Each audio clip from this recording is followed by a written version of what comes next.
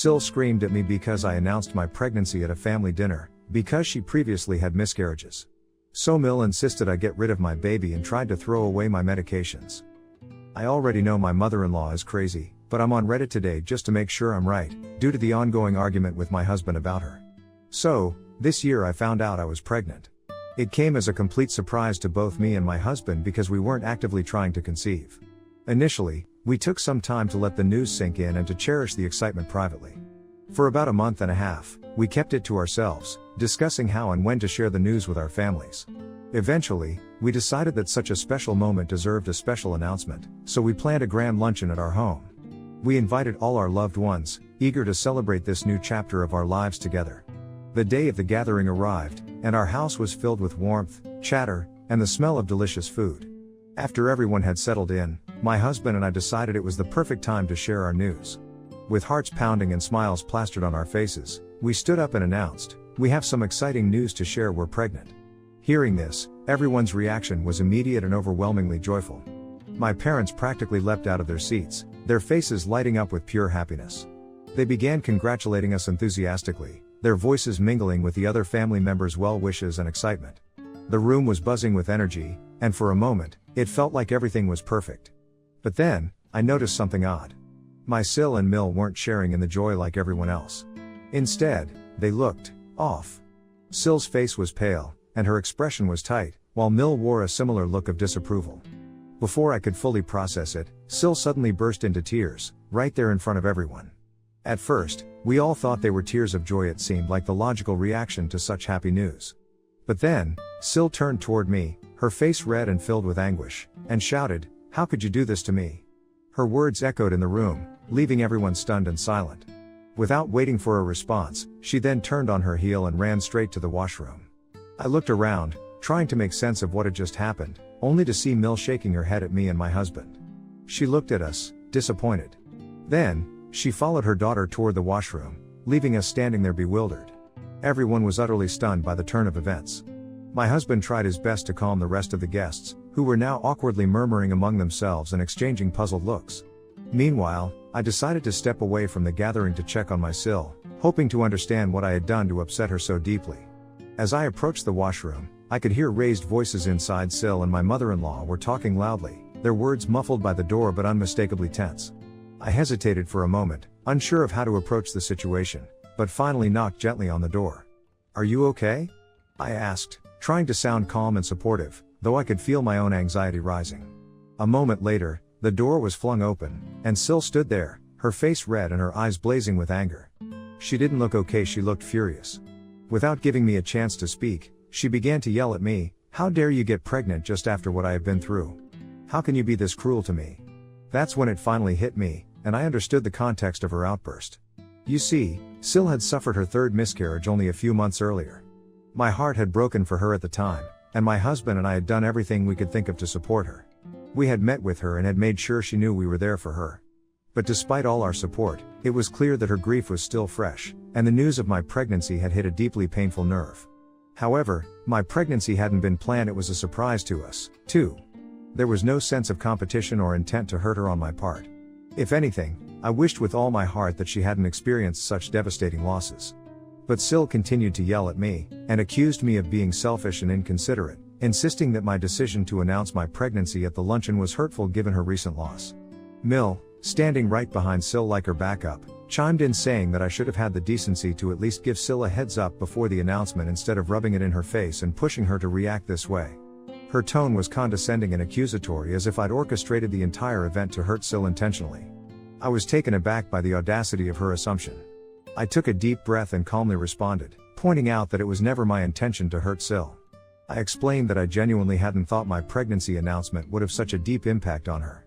Also, why should I have given her a heads up? After all, SIL and I weren't particularly close. Yes, she was my husband's sister, and I'd always visited her out of courtesy when my husband wanted to see her, but beyond those familial obligations, there wasn't much of a personal relationship between us. The truth is, I'd always felt like an outsider when it came to SIL and Mill. Their treatment of me had been far from warm and welcoming. Both of them enjoyed bullying me, especially when they were together. In fact, right from the start, they had never liked me. I remember when I went bridal dress shopping with them before my wedding. I'd been so excited about that special day and had invited them along, hoping it would be a bonding experience. Instead, they spent the entire time tearing me down. No matter what dress I tried on, they'd find something negative to say. They made comments like, "Your arms look too fat, and that dress makes your stomach look huge," as if their only goal was to shatter my confidence. It was baffling because I wasn't even out of shape. Worked out regularly, went to the gym 3 times a week, and had been an athlete back in college. I was healthy, fit, and happy with my body. But their remarks felt cruel, designed to make me second-guess myself. However, I didn't let their negativity sway me. I picked the dress I loved most, ignoring their jabs. And on my wedding day, that decision paid off. I was showered with compliments about my dress from friends and family. I couldn't help but notice how small Mill and Sil's faces looked as they saw me thriving despite their efforts to undermine me. Throughout my marriage, Mill and Sil have continued to offend me here and there. Most of the time, I've chosen to ignore their behavior or let my husband handle it, preferring to keep the peace. However, this time was different. Their behavior went far beyond their usual antics. They were outright accusing me of wrongdoing over something I had no control over: my pregnancy announcement. No matter how much I tried to pacify Sil, she continued to berate me. Luckily, my husband and mother, noticing my prolonged absence, came to check on me. When my husband walked in and heard the tail end of Sil's accusations, he was furious. He firmly told her that she needed to stop accusing me just because I was pregnant and she is not. He yelled at her that she needed to stop thinking that the world revolved around her. Just because she had a miscarriage didn't mean that anyone else around her couldn't get pregnant or have children. His voice was calm but resolute, and it was clear he didn't like the way she blamed me. He went on to say to Sil that clearly she had lost her mind and was completely out of line for creating such a scene during what was supposed to be a joyous occasion for us. He asked her to leave our party and go back home so she could probably think things over, and asked his mom to leave with his sister and drive her home. Sil looked offended hearing this, and Mill tried to argue by showing support for her daughter, but my husband put his foot down. He threatened that if they didn't leave voluntarily, he would humiliate them in front of everyone by exposing their behavior. In the end, Mill and Sil had no choice but to leave. After the luncheon, my husband followed up with his family in private, determined to set boundaries. He made it clear to Mill and Sil that their behavior was unacceptable and that if they didn't apologize to me for what they had said and done, he would cut them off entirely. Sil refused outright, doubling down on her stance and refusing to acknowledge any wrongdoing. She said she meant every word she said to me, since she felt nothing but disdain for me and our baby. She accused my husband and me of knowingly getting pregnant so we could have the one thing she was struggling to have, a baby. Hearing this, my husband told her that if she really felt this way, then she would have no place in our lives ever again, and cut her off. On the other hand, Mill reluctantly agreed to meet with me to apologize, which I thought at the time was a good thing. So, that same week, Mill and I met up. Her apology was awkward and hesitant, but she did express regret for how things had played out. She admitted that she didn't think I'd done anything wrong by getting pregnant and sharing the news the way I had. However, she explained that she felt compelled to defend Sil, given everything her daughter was going through. Her words felt more like an attempt to justify her behavior than a genuine apology, but I chose to forgive her with grace. Mill then began to ask me innocuous questions about how I felt about becoming a mother soon, if I truly liked the idea, and whether I was ready for the challenges ahead. She told me how being a mother was not all fun and games as parents make it believe, and that it was going to be very grueling. I listened politely and then smiled, replying honestly. "I know it won't be easy," I said. "I'm not expecting to be the perfect mother, especially not right away. This is my first child, and I'm sure there will be a lot of learning involved. But I'm lucky to have such a supportive partner in my husband. Together, we'll figure it out." But Mill just shook her head, almost pityingly, and said, "You can't depend on your husband for this. He's a man, after all. You're the woman, and being a mother is your responsibility. You need to be ready to take on all the duties, or you'll end up overwhelmed. If you're not prepared to be a good mother, then maybe you should think twice before going through with this pregnancy." Her words left me stunned.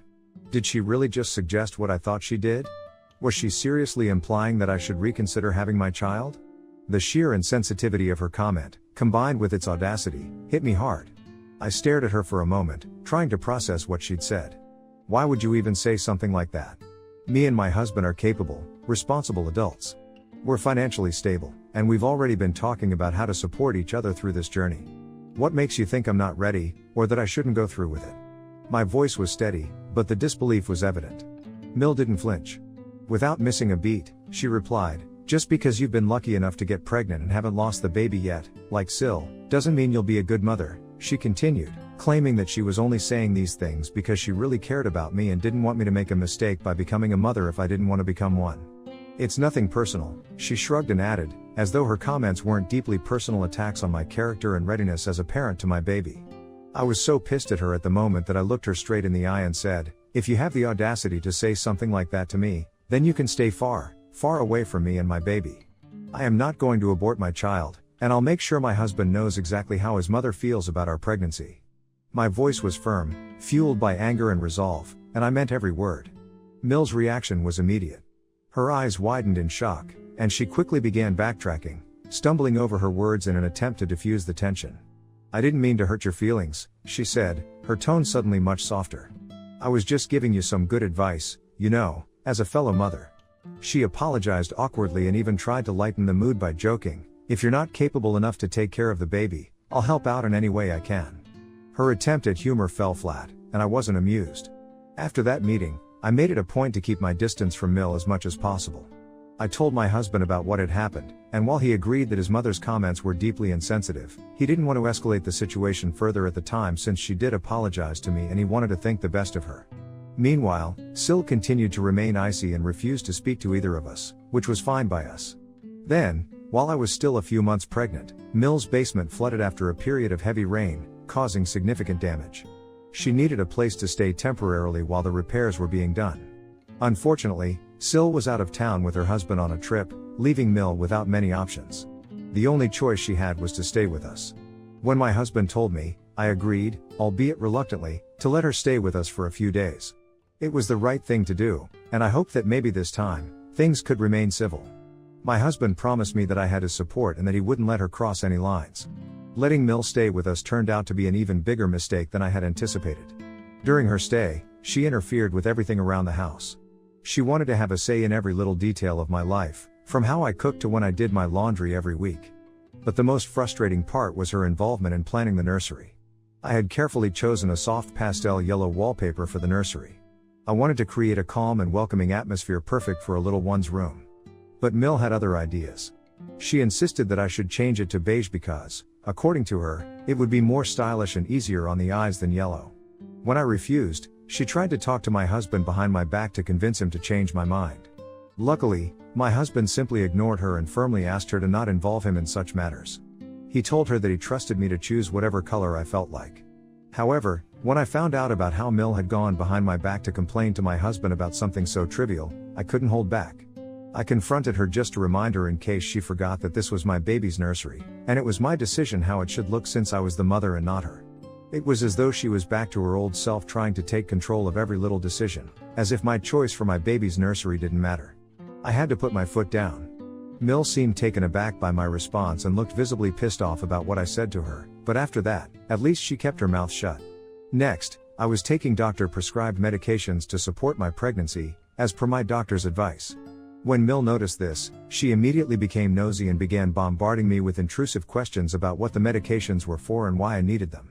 She then launched into a speech about how back in her day, women never took such medications during pregnancy and still managed to have healthy babies. She implied that I was overreacting or overly reliant on modern medicine, even questioning my judgment for following my doctor's orders. Mill smugly insisted that I should stop taking the medications altogether because, according to her, she knew better than any doctor. I was beyond irritated but decided to ignore her comments, assuming she would eventually drop the subject. Surely, I thought, she couldn't actually believe she knew better than a medical professional. But I was wrong. Just a day later, I discovered that all my medications were missing. I kept them in a specific drawer in our bedroom for easy access, but they were nowhere to be found. I searched the entire house, checking and rechecking every possible spot, but they were gone. Frustrated and worried, I told my husband about the missing medications and shared my suspicion that Mill might have taken them. At first, he was hesitant to believe his mother could do something so extreme.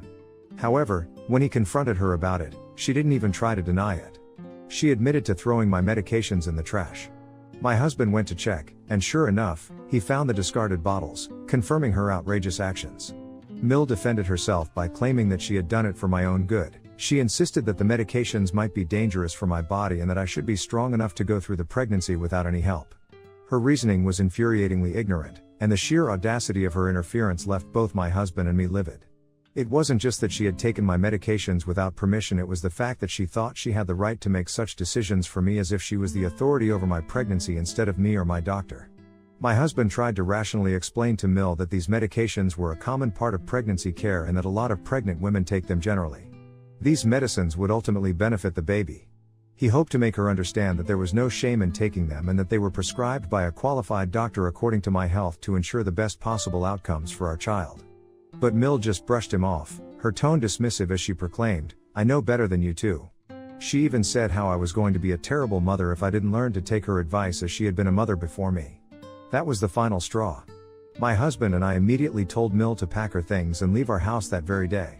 As she scrambled to explain herself, we made it crystal clear that her behavior was completely unacceptable. My husband told her in no uncertain terms that we were done with her toxic antics. Her reckless actions had crossed every boundary, and we would no longer tolerate her in our lives. We informed her that she was not going to be a part of our child's life ever. Mill broke down in tears, begging us to forgive her and trying to backtrack, claiming she hadn't meant any real harm. But we no longer had any room left for her manipulative behavior in our home, in our lives, or around our future child.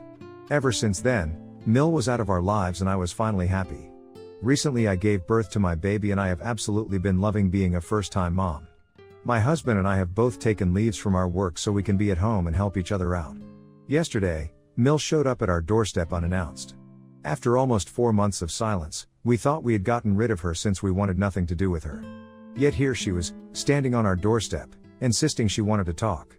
My husband and I exchanged hesitant glances, but after a moment, he reluctantly opened the door to let her in. He figured it would be better to hear her out and address whatever she had to say than to leave things unresolved. As we sat down, Mill began by saying how she had come to realize her mistakes after being cut off from us for all these months. She admitted that she had acted out of loyalty to SIL, allowing her emotions and SIL's pain to cloud her judgment. "When I saw how your pregnancy affected my daughter, I just wanted to protect her," she confessed to me. "And I guess in my anger, I wanted to hurt you back. I am sorry for throwing away your medications and for interfering in any other decisions. I wasn't thinking clearly at the time." Then, Mill continued to say how her continuing to support SIL's behavior was useless since there was no guarantee that she would ever become a mother. She insisted that now that she had apologized to us, we needed to forgive her immediately so she could finally have this one final opportunity to be a grandma to our son. My husband could see from my face that I was not happy or convinced, so he told her that we needed some time to think and then she left. Ever since this conversation, my husband has been insisting that we should give his mother another chance, but I'm just not ready. Ida? Update 1. Wow, I didn't expect this post to blow up so fast. I hope my SIL or Mill are not on Reddit. I agree with everyone's comment that my mother-in-law clearly cannot be trusted. There's no way she has suddenly changed. I'm certain she still resents me, and if I let her in now, she will likely try to harm me in some way later. As for my husband, please don't criticize him. He has always stood up for me. I think he's feeling differently now because he's just become a father and wants our baby to meet his mother. I plan to talk to him about this. As for my sister-in-law, she hasn't been in contact with us. She still dislikes me, especially because I became a mother before her. She goes around telling people that it should have been her and that she should have had the first grandchild in the family, not me. Update 2. This week, I decided to sit down and have a proper talk with my husband. I wanted to share my feelings and make sure he understood why I was so hesitant about allowing his mother back into our lives, especially after all the hurt she had caused. I started by telling him about the countless things that SIL and Mill had said about me over the months and how it had made me feel. I reminded him of how his sister, who hadn't apologized once since that painful day, had continued to distance herself from us just because I was pregnant and she wasn't. It was hard for me to grasp how someone could be so consumed by jealousy and hurt, yet completely unwilling to make amends or check in on us. I also reminded my husband about all the times Mill had tried to undermine me, from criticizing my pregnancy to suggesting I give up on it entirely. I had felt completely unsupported by her throughout my pregnancy, and instead of feeling like a part of the family, I felt attacked and isolated. Every time she'd belittled my choices or tried to convince me I was doing things wrong, I had to swallow my frustration and push forward. After everything they'd done and said, I asked him, "Why should I trust your mother now even though she is apologizing? She's done so much damage and has shown me nothing but disrespect. I'm just not sure I can let go of all the hurt they've caused." I could see my husband processing everything I said. He agreed that, despite his mother's apology, we couldn't simply move past all of her actions as though it never happened. Trust couldn't be rebuilt overnight, and we needed to protect our family from further harm. In the end, My husband has agreed to meet with his mother privately and talk to her about this decision. He could have addressed her in front of me, but I didn't want to risk her making another scene and taking out all her anger on me, especially with everything that had already transpired. I feel a bit relieved knowing that my husband has my back. He understands where I am coming from and he is taking the lead in setting boundaries with his mother. Update 3. It's been a while since I updated anything here, but since people have been asking me in my DMs about what exactly happened between my husband and Mill, here it goes. When my husband told Mill that we couldn't let her back into our lives and that we didn't want her to meet our baby, her reaction was nothing short of explosive. According to him, she immediately began blaming me for everything, shouting that he wasn't man enough to stand up to me and that I was the one who had somehow turned him against her and his sister. She insisted that she didn't care about my feelings, but that he needed to fight for her to be involved in our baby's life because, after all, she was the grandmother, and our baby needed to know her. My husband assured her that our baby already had a grandmother, my mom, and that our child would be just fine without ever knowing Mill. But this only seemed to push Mill further over the edge. She lashed out, attacking my husband's character, calling him a terrible father and even going so far as to say that she wished our baby had died and that Sil's baby had been born instead because then at least Sil would have let her be in the baby's life. My husband told me later that he was so appalled by his mother's reaction that he had to leave quickly before he lost his temper with her. He knew it wasn't worth getting dragged into a toxic argument with his mother, but I could see the toll it had taken on him. The words she said were not just harsh, they were unforgivable. To wish harm on our child, to wish that our baby hadn't made it, was a level of disgusting cruelty I just couldn't fathom. While I'm relieved that we are standing firm in our decision and protecting our family from her toxic behavior, it breaks my heart that Mill could hurt my husband like that.